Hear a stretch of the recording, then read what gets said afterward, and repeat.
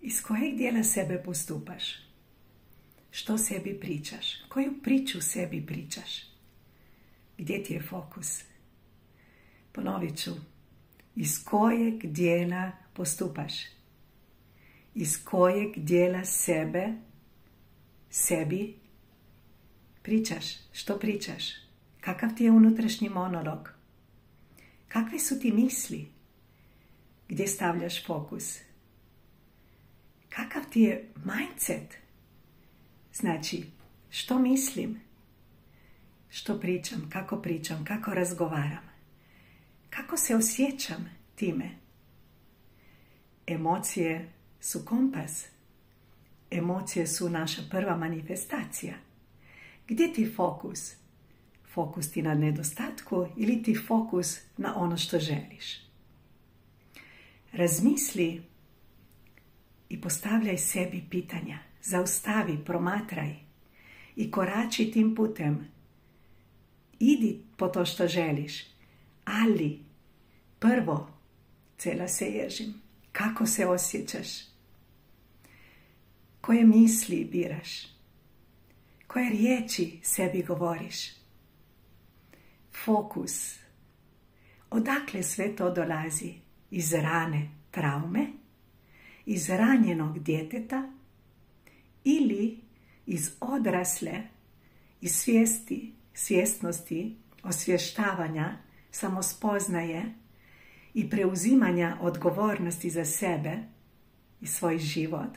Iz tog dijela sebe idem primiti za rukicu ranjenu djevojčicu i joj reći: ja sam tu, uz tebe sam, zajedno, zajedno. Ljubav je ona koja te vodi. Ljubav prema sebi je ključ. Otključaj ljubav u sebi. Spusti u srce. Osjeti. Promatraj. Koju priču pričaš? Gdje ti fokus? Koje misli biraš? Kako pričaš? Kako razgovaraš? I ne zaboravi, oprost, prihvaćanje je dio procesa. Nema bičevanja sebe. Znači, prihvati, prigrli sebe. Da si mogla ili da si znala bolje, ti bi radila bolje. Kako ti se svijest širi, kako sada dolaziš do novih spoznaja. Nemoj bičevati sebe. Iz ljubavi prema sebi kreneš u novi bolji život. Učim putem. A sve dok ostajem u rani, traumi, zaglavljena i iz tog osjećaja, iz tog unutrašnjeg stanja idem graditi na stari način, ponašam se na stari način, idem iz rane u ranu i stvaram iz traume nove traume.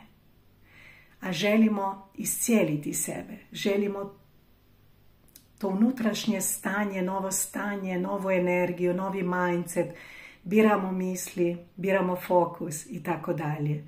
Sve to polako, korak po korak ćemo naučiti skroz proces, skroz program.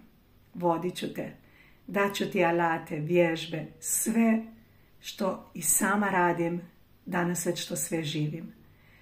I drago mi da si tu.